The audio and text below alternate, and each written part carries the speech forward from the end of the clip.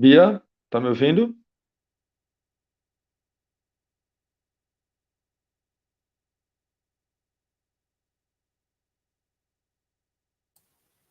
Olá, estamos ao vivo. Giba, por favor. Olá,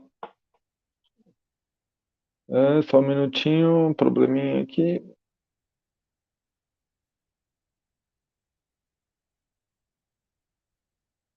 Pessoal, tudo bem? Boa noite, vocês podem me ouvir? Eu que não tô com um probleminha aqui, só... Opa, Giba caiu, ele já deve voltar. Boa noite, todo mundo. Sejam bem-vindos a um bate-papo da ABRACERVA com Greg Koch, que é cofundador da cervejaria norte-americana Stone Brewing. A gente já vai chamar ele daqui um minutinho, assim que o Giba retornar. E a gente fez como se fosse uma roda viva cervejeira, que foi o nome que o Giba trouxe para esse bate-papo, onde a gente pediu que algumas pessoas, alguns veículos, fizessem perguntas para que a gente traduzisse e falasse com o Greg sobre isso, que vai desde assuntos de mercado americano até como ele vê o nosso mercado. Então, segurem aí que a gente logo volta para fazer essas perguntas para o Greg. O Giba está aqui, está retornando. Oi, Giba. Olá, pessoal, tudo bem? Agora sim, fica à vontade, se precisar, já volto. Tá bom, Bia, obrigado. Greg, nice to have you here. Can you hear me? I can. Hello, everybody. Okay, Greg. So, thank you very much to spend your time with us. It's really proud to have you here because you have such a wonderful contribution and story for the craft beer world. So we are starting this journey here at ABRACERVA, and we're gonna keep this video at YouTube, and for sure many other associates will have the opportunity to hear us and hear about your experience and your story and contribution. So I will talk in Portuguese and also in English. All right? All right. Pessoal, a gente And está I want aqui. to say that I'm happy to be here because I have so many friends in Brazil that I haven't seen in a very long time. You know who you are. I can see you. So nice to see all of you. Ok. Pessoal, então a gente está aqui com. É um prazer, a gente tem um ícone realmente da cerveja artesanal, como o Greg Koch. Ele tem uma carreira muito marcante nos Estados Unidos, com cervejas extremas, isso há 30, 35 anos atrás. Então, a nossa ideia é trazer alguns heróis da indústria da cerveja artesanal e, sem dúvida, a Stone é uma referência para a gente. Então, eu vou fazer algumas perguntas em português e vou depois tentar traduzir alguma coisa para vocês. Greg, I'm gonna ask the question in English and then in Portuguese, and then you reply. All right? That sounds good. All right. So, what do you think about the Brazilian craft beer market? Pessoal, estou perguntando aqui para o Greg a opinião dele, o que ele pode falar para a gente sobre o mercado de cerveja artesanal no Brasil. Well, it's now been 9 years since the last time I had the opportunity to visit Brazil, so I don't feel like I'm, completely up to speed. But I was so happy to hear from Giba earlier that there's now 1,200 breweries in Brazil, and it's a movement that will continue to grow. I'm certain. I know that based on the quality and the character of the beers that I had on my visit, I thought it was wonderful. All right. Então, pessoal, como o Greg falou, faz 9 anos que ele esteve aqui e ele não está muito informado, mas como a gente havia conversado previamente, ele gostou aí de saber que hoje somos mais de 1.200 cervejarias aqui no Brasil e ele está realmente impressionado com isso e, enfim, no bate-papo ele vai mandar mais dicas para a gente aqui. Se alguém quiser também mandar alguma coisa, a gente tem uma série de perguntas feitas por jornalistas, mas a Bia está aqui me ajudando. Eu tive que entrar pelo celular, que eu tive um problema aqui. Se vocês tiverem alguma pergunta, bota no chat aí que a Bia vai respondendo para a gente, tá? The next question, Greg, is in your opinion, which transformations in the craft beer market arising from the pandemic will be lasting for the sector?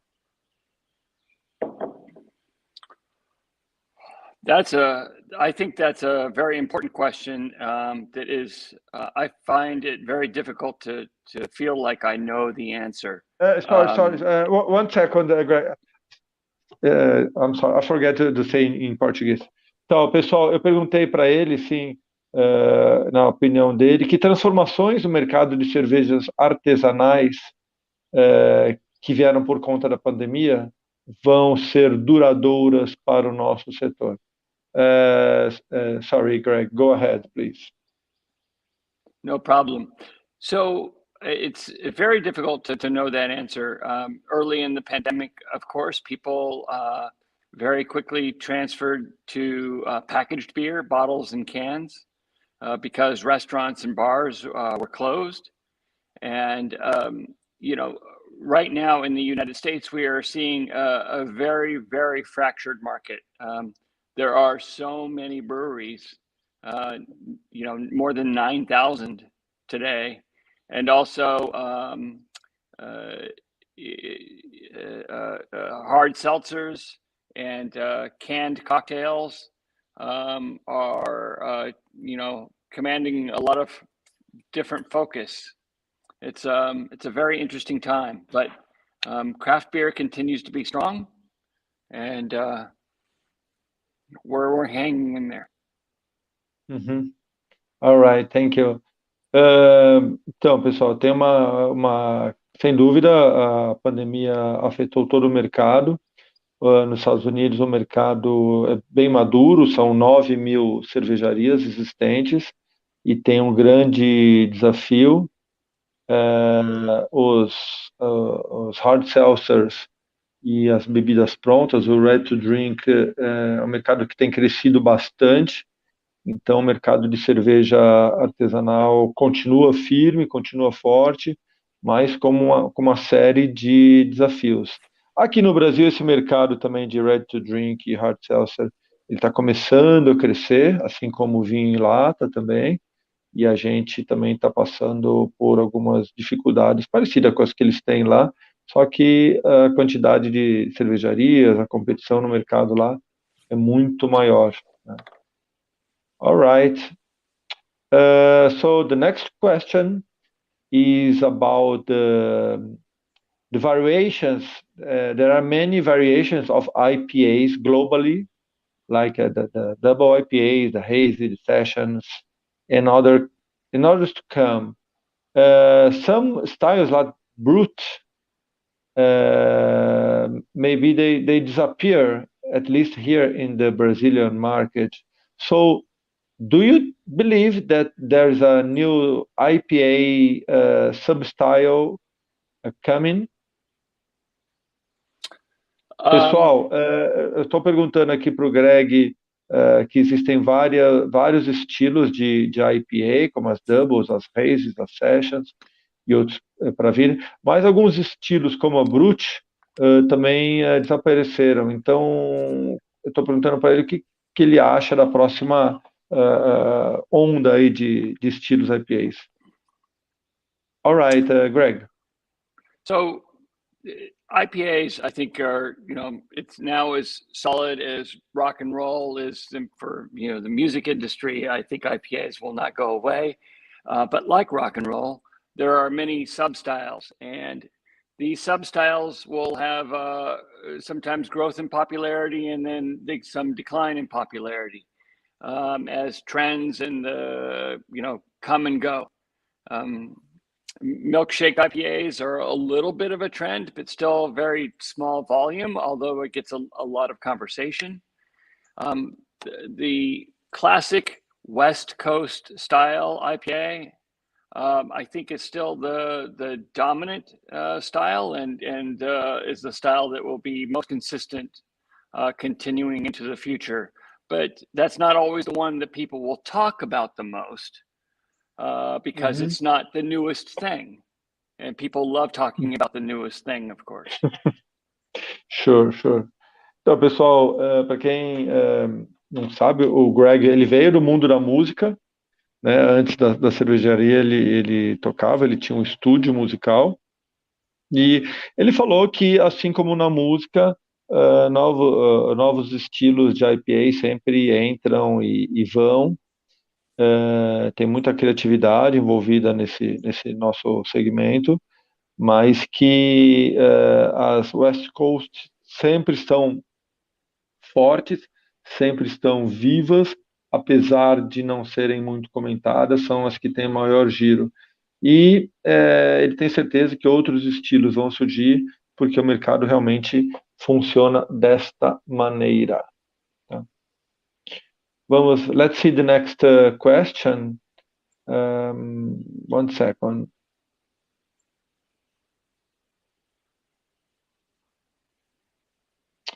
All right. So the next question is about the US market is much bigger than Brazilian market. So the question is, how can Brazilian craft breweries deal with the scenario of every year the market has more players, and how to become relevant? Eu estou perguntando aqui, pessoal, que a concentração de cervejas artesanais nos Estados Unidos é muito maior do que no Brasil. E com o número crescente de cervejarias, como seria esse cenário e como ser relevante? So it's my opinion that craft brewers are best and strongest when they are following their own inspiration and bring the beer styles that they most want, instead of being led by the market, by the consumers saying what they want, because consumers don't always know. The consumers look to you to for what to drink and for what to be most interested in, and it's that plus being very connected to your local market. Some craft breweries try to go too far. We have some examples. We tried to go too far, and it's just craft brewers were always trying to find the edge. And of where we can be, but it's you just make sure you have a solid business. All right, thank you. Pessoal, o Greg falou que o mercado nosso mercado de cervejarias artesanais tem que focar no que a gente acha que é bom, no que faz sentido para cada cervejaria.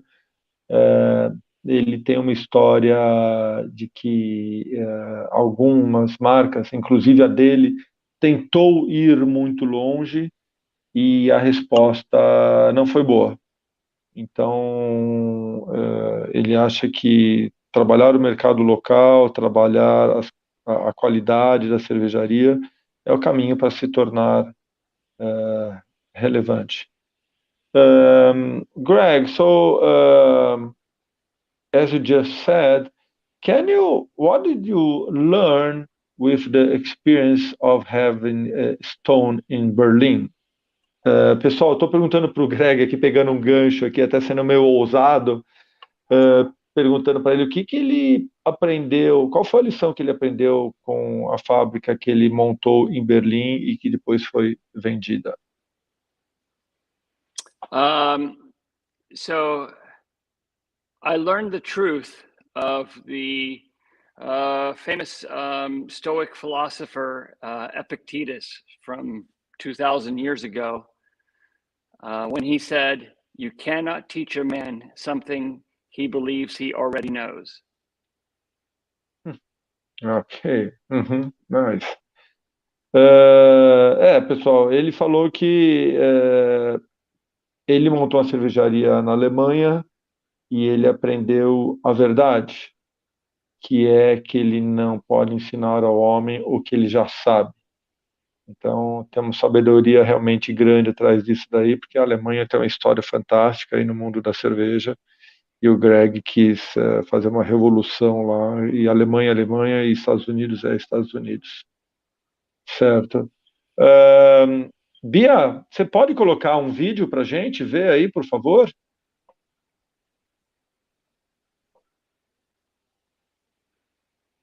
Summoning Bia. Yeah, I'm asking Bia to play the video, one part of the video. I remember this day.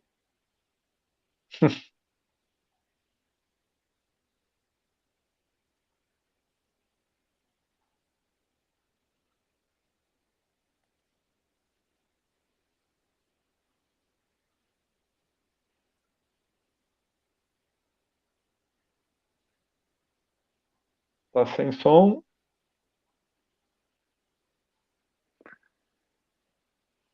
Bia, tá sem som.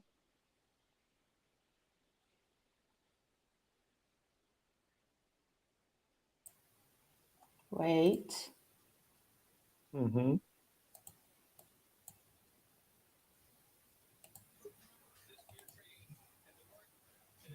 It's okay now? Não, não tô ouvindo. Well, at least we can see the words. No, we have. I was saying something very important that everybody should listen and tell their children. I'm certain of it. Words of wisdom that 2,000 years from now people will talk about. I know it. I'm certain. Now, yes.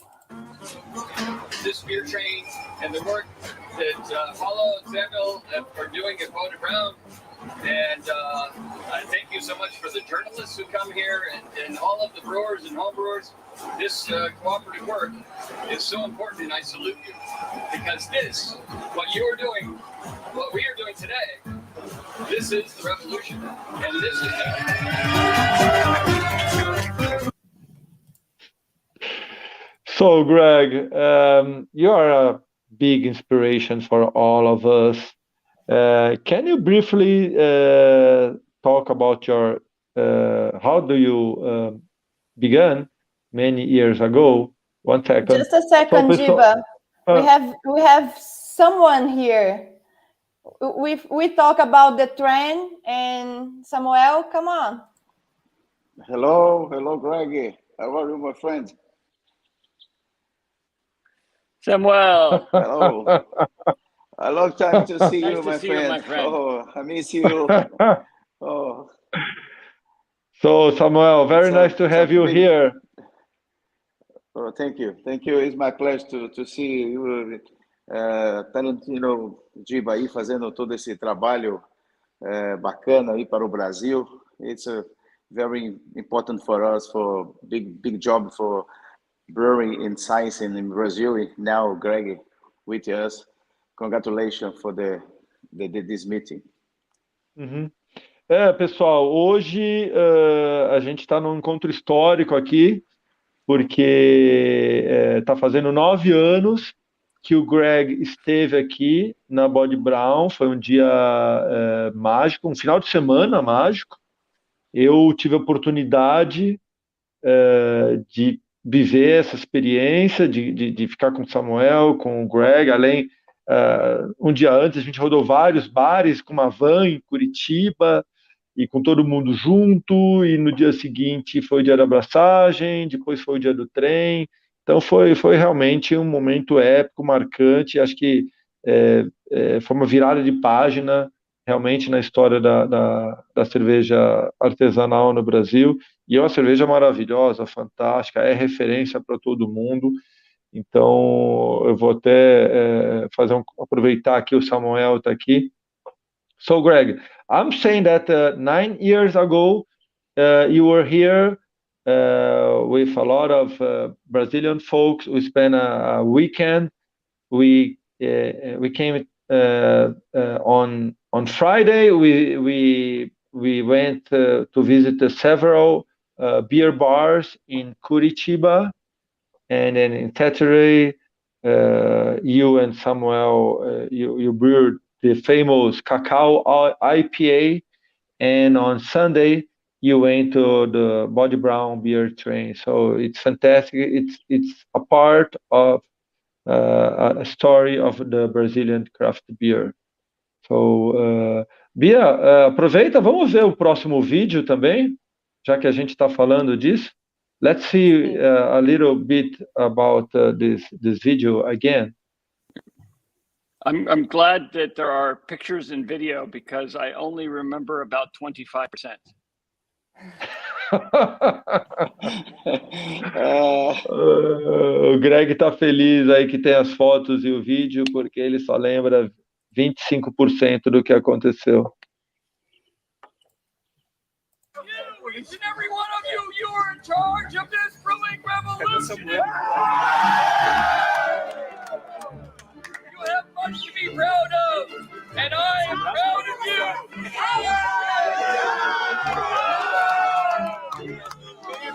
You have to put up with the lowest common denominator. No longer until we have great craft beer. So, brothers and sisters, I have one question for you. Hold me. One question. If you are with me,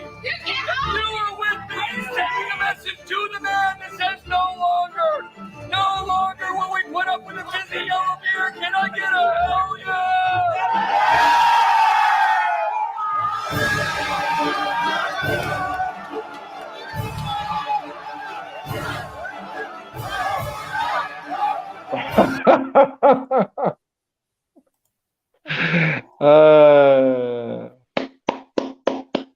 Awesome. I was like a rag doll. They were pushing me, just bouncing me in the air. Pessoal, esse foi um momento realmente épico aí da história da cerveja artesanal aqui no Brasil. Grandes colaborações, e a gente espera que momentos como esses voltem a acontecer aí, passando a pandemia e contando aí com a colaboração de muita gente boa no nosso mercado. Samuel, tem algum recado para a turma aí?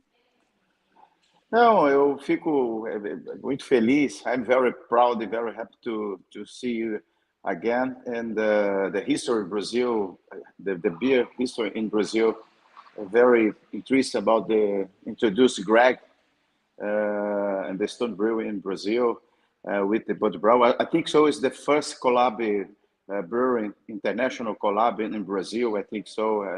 As the first. So the beer train is a.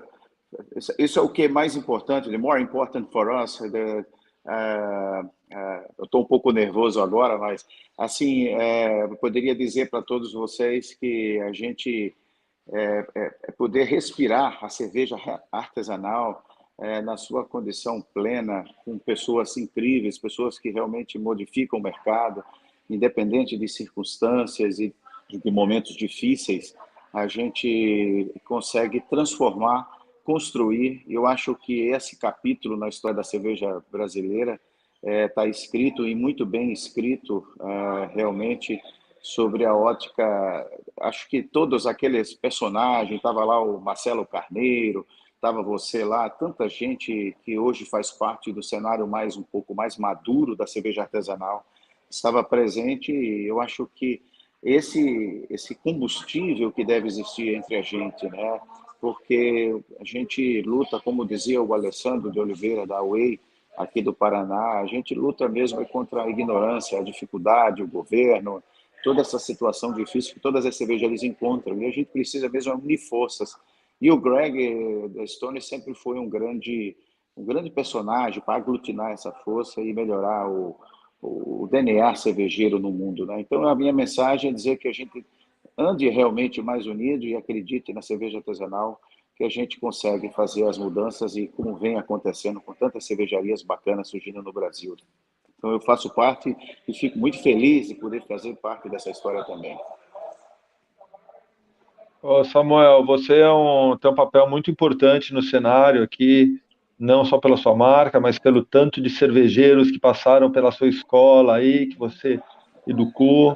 Como você falou, a gente faz parte de uma geração mais madura aí, que está no mercado há muito tempo.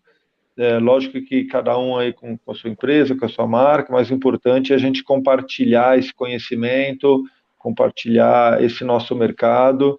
E você é um cara muito importante para a Abracerva. Você, Paulo, Bode Brown, são muito importantes para a comunidade da cerveja no Brasil. E realmente espero contar com você aí para um apoio, para a gente fazer juntos aí um monte de coisa, porque o desafio é grande, você sabe, né, meu amigo? Mas o personagem é o Greg, temos muitas perguntas para ele. Vamos ouvir o Greg, que é o mais Uhum. importante. Eu fico feliz pelo convite mais uma vez. Estou aqui para apreciar vocês aí, viu? Mhm. Obrigado pelo convite também. Okay, okay. So, Greg, let's return to the questions. So, can you briefly talk about your history and how did you begin? So, pessoal, eu tô depois dessa homenagem que a gente está fazendo, né? Porque afinal são 9 anos que o Greg esteve aqui e contando com a presença do nosso amigo Samuel. Estou perguntando para o Greg que ele contar a história, né? Como que ele começou. Todo mundo tem um desafio para começar, então vamos ouvir a história dele. All right, Greg, can you tell us about your history, please? Of course. So Mhm. it was back in 1987 that I had my first real beer experience. Mhm. When I had the famous and I Hello? learned that beer could be something different than just the industrial. Oh, am I back? Yes, you're back now. Okay. Mhm. Okay. So it was in 1987 when I had my first anchor steam that I discovered that beer could be more than just the industrial beer. And I was very shocked by this and excited. And that started my many-year journey, almost 10 years from that moment to the time that we started Stone. It was a slow learning process because craft beer was not, it wasn't a thing. It wasn't something people were aware of. And it, of course, before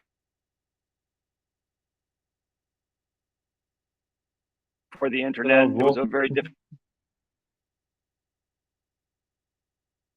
learn about things like that were not. Am I losing connection? Yes, you are losing connection. Mhm. Sorry. So No, no problem. Mhm. it was, I'm very sorry for my connection. I started No, no, learning no problem. more and more about craft beer until I started Stone with my partner Steve Wagner in 1996. 96. And Mhm. yeah, and at that time there were about 15 breweries already in San Diego. Most of them were brew pubs, and we started off with only a brewery, no pub.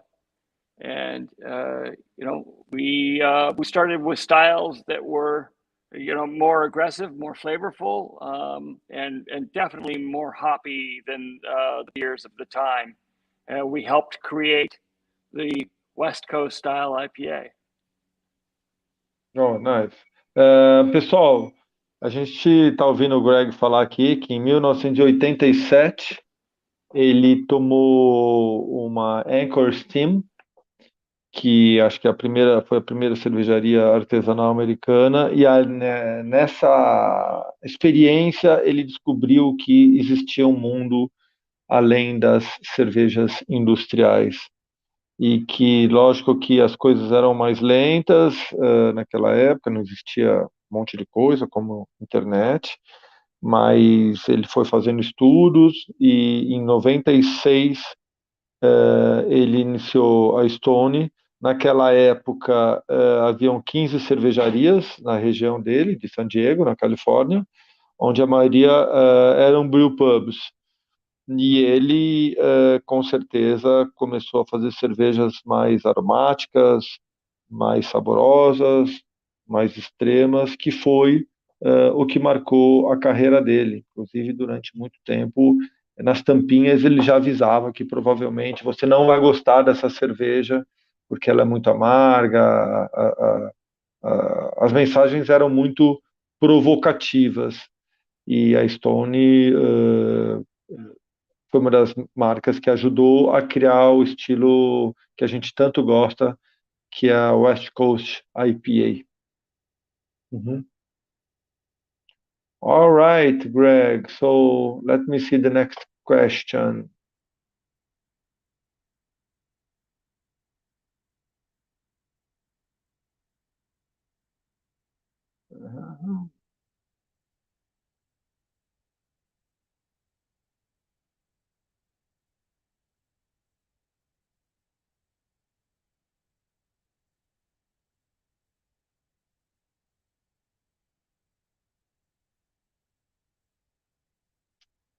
Yes.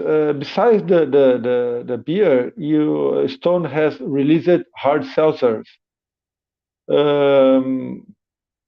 You already spoke something about it, but what do you think about the breweries doing hard seltzers or ready to drinks? Pessoal, tô comentando com o Greg aqui que alguns anos atrás a Stone começou a fazer, além das cervejas, hard seltzers, e eu perguntei como que ele vê esse mercado aí, dessa mudança aí, como uma cervejaria faz outras bebidas. Só repetindo aqui, a gente recebeu uma série de perguntas aí principalmente de jornalistas aí do nosso segmento, então eu estou repassando para o Greg aqui. Ok, Greg. So the question we ask ourselves at Stone is, can we look at something like hard seltzers or ready to drinks and think that we can add our own voice and do something that we think is maybe more interesting, more flavorful, more unique. Just like we did for craft beer. For me personally, I'm still an IPA guy. That's where my heart is. Yeah. Me too. I don't mind to admit it. I don't understand the seltzers as much, but still, at Stone, the beer that we are brewing is here, and seltzers that we are brewing is here. So beer it's our focus. Yeah, sure. So, o Greg falou que hard seltzer é um mercado que vem crescendo, eles sempre querem fazer alguma coisa diferente, mas ele falou que ele é um IPA guy, né? Ele é um cara de IPAs, e eu também sou, né? Eu acho que, como ele falou, a escala de produção de hard seltzer é e a produção de Stone é 1000, né? Então, eles estão no mercado, mas o negócio deles é cerveja mesmo, né? Uhum. Deixa eu ver aqui uma outra pergunta.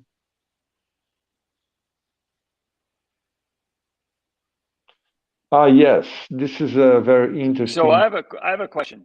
I have a question, which Yes. is, are people drinking hard seltzer in Brazil, and do craft brewers make the hard seltzers or RTDs? Well, actually, there are some. Actually, there are just a few. Okay. Um, but the market is very small for hard seltzer. Mhm. I think it is bigger for ready to drink. Então, Greg perguntou como é que está o nosso mercado aqui de hard seltzer. Eu acho que ele é muito pequeno ainda, né? Tem um potencial muito pequeno, mas o de bebida pronta é maior, né? Uhum. Greg, how do you see the importance of a strong and regional and national beer association?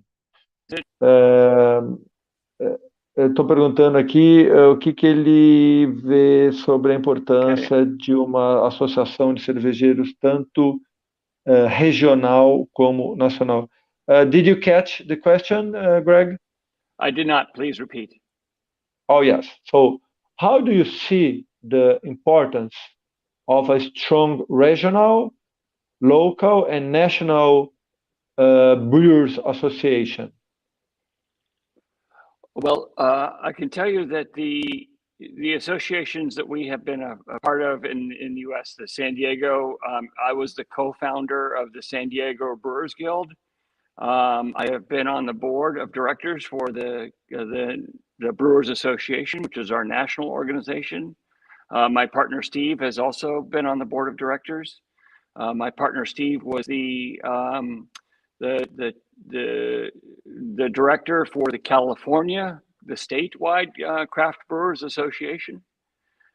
So we believe very much that these organizations, local, regional, statewide, and national, have been very important because they give a unified voice, politically, promotional, helping the public understand. So I think it's critical importance to the success of craft beer in the United States, and I think it will be very important for craft beer in Brazil. All right. So, Greg disse que ele foi diretor da Associação de Cervejeiros locais, né, da região ali de San Diego, e ele foi também diretor da Brewers Association, que é a nacional, assim como o sócio dele, o Steve Wagner, também foi diretor ali das cervejarias estaduais da Califórnia, mas ele acha realmente que é muito importante para o mercado existir essa união para que todos possam ganhar, todos possam crescer. Greg, the next question is about Brazil. So we have a huge biome, I think you understand me, with plants and fruits and different woods.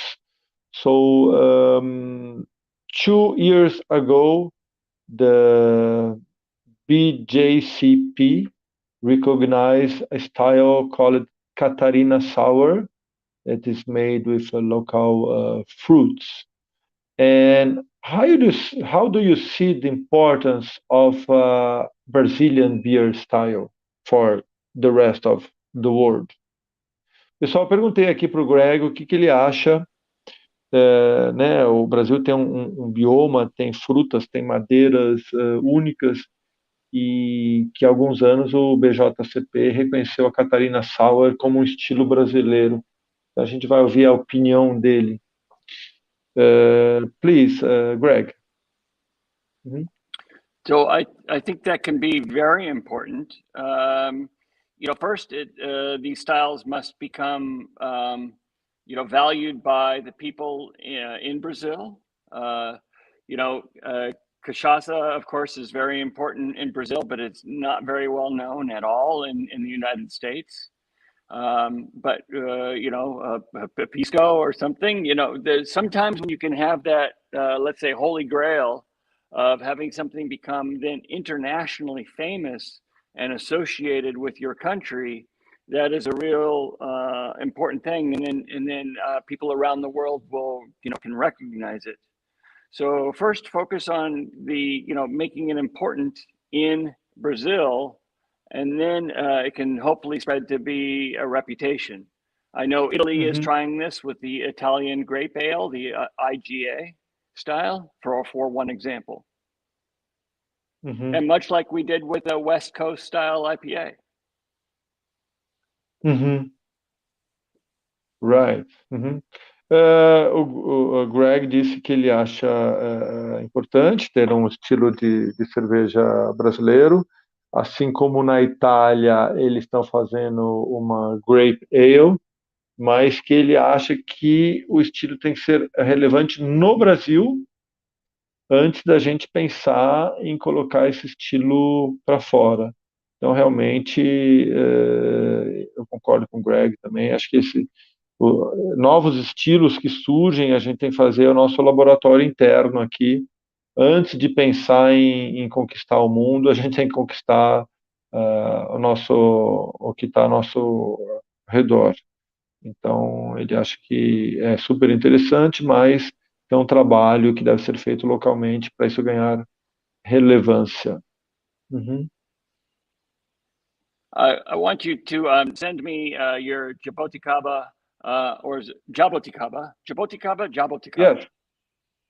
Jaboticaba, Jaboticaba. Sour or farmhouse style. Anyways, I want it. Send it to me. Send it. Okay, yeah, sure. We are planning to go to CBC. Maybe we can meet each other there, and I'll give you some bottles or Okay, cans. great. So are you making some? So is that being made? Yes. Okay. We do some sour beers with this kind of fruit. But for sure, yeah, if you go, I give you in hand. One second here. Então, o Greg pediu, né, para mandar umas cervejas com jabuticaba, e eu disse que se eu for para os Estados Unidos aí pro Craft Brewers Conference, eu vou levar e entregar em mãos.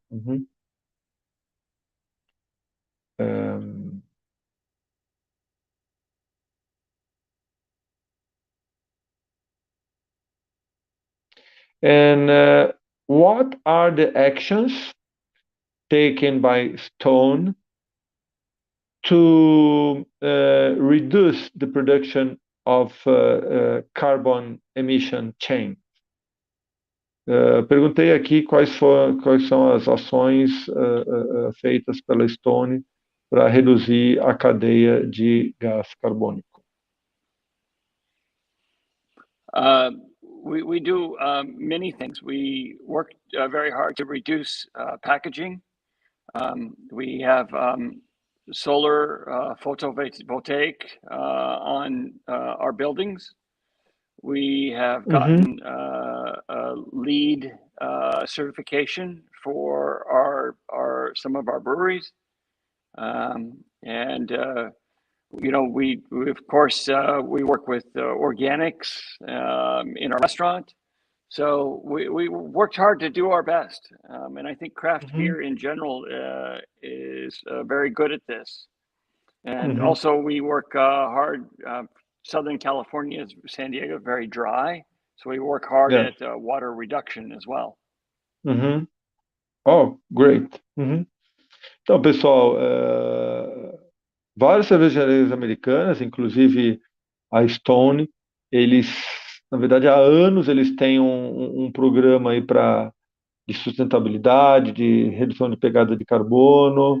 Então, o Greg falou que eles tentam reduzir as embalagens, que eles trabalham com energia solar, que na região da cervejaria deles, em San Diego, é um lugar muito seco, Então, eles também trabalham com tratamento e redução do uso de água na produção de cerveja. Bia, você tem alguma pergunta extra aí, Bia? Faz tempo que eu não ouço sua voz.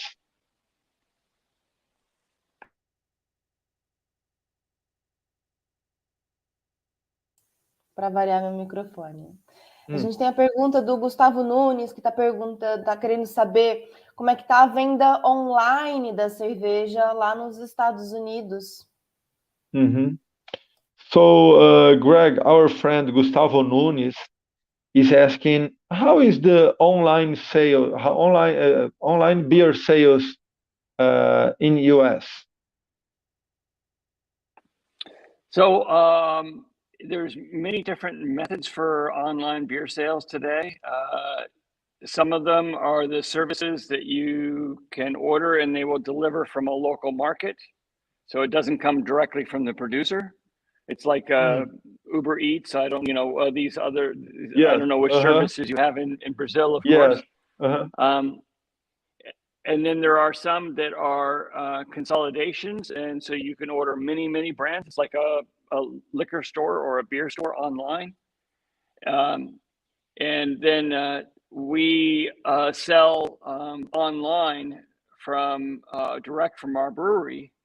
But it's only to right now just 3 states because the laws from state to state are very complicated and not friendly to online alcohol sales today. Ok. Gustavo, nos Estados Unidos tem uma legislação que é um pouco diferente daqui no Brasil, mas tem alguns revendedores que podem fazer essa entrega, né? Não, isso não é feito direto pela cervejaria, como é feito aqui no Brasil, mas eles trabalham com lojas que já têm uma tradição aí, ou com alguma coisa tipo iFood, Uber Eats, alguma coisa assim, como nós temos aqui também. Apenas Mais alguma alguns estados, né, permitem que... acho que ainda é algo que eles estão batalhando, talvez, ou, né, enfim, tentando... Cada lugar lá funciona diferente. Giba, a gente ainda tem a pergunta do Robert. Ele está falando, boa noite, observamos aqui no Brasil 2 ondas simultâneas de mercado. Uma inicial nos mercados emergentes de Norte e Nordeste, com foco em IPA, e uma segunda onda de evolução gustativa no Sul e Sudeste, com estilos mais variados, como sours e cervejas com envelhecimento em madeira. Então, a pergunta dele é se ele consegue observar se ele observa esse movimento e se é similar nos Estados Unidos. Okay, Bia, please help me if I have forgot something. Greg, our friend is telling that in Brazil we have, depending the states, different situation regarding the beer styles. In some states, people prefer sours or barrel-aged beers, and in other place they prefer the IPAs or the other ale styles. How does it work in US? In the US, I think those regional differences are less. They definitely exist. If there was a brewery that is famous for sours in, say, Portland, Oregon, then there may be some better appreciation for sours in Portland, Oregon. But overall, we have less regional differences. So I think it's great to celebrate the regional differences. Of course, West Coast style IPAs are very strong in San Diego. And but has become an important style most places. So I think it's great to celebrate those regional things. Yes, I agree with you. Bom, pessoal, ele fala que também nos Estados Unidos, né, que lá em Portland, no Oregon, eles têm uma preferência por alguns estilos aí, né, barrel-aged, sours, e como no estado seguinte, que é a Califórnia, eles têm uma grande preferência pelas IPAs. Mas ele acha que é bom celebrar essa diferença de estilos entre as regiões americanas, é aquela diversidade que a gente fala do nosso mercado, né? Que o consumidor nem é tão fiel às marcas, quanto mais com tanta variedade, assim, a gente pode ficar brincando com os estilos em tudo quanto é lugar. All right, so Greg, we are almost finishing down here.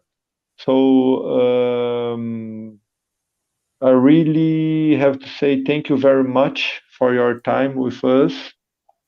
I hope to see you soon, as maybe next year or when it's possible, maybe you can come to Brazil to spend some time with us, going to São Paulo and to other states like you did last time in Rio and Paraná, Curitiba. So I think we have a lot to learn with you, and we will keep in touch because we are just learning how to build an efficient association. Pessoal, estou falando pelo Greg aqui, que a gente está agradecendo muito a oportunidade que ele dá para a gente, que a gente vai realmente pedir ajuda dele para uma série de coisas e que a gente tem muito que aprender, tá? All right, Greg. So again, thank you very much. Thank you, and keep fighting, everybody. Keep that revolution, the craft beer revolution going. Yeah. I look forward to coming to soon. Yeah, okay. Have a nice day. You too. Bye-bye. Bye. Okay. Saúde.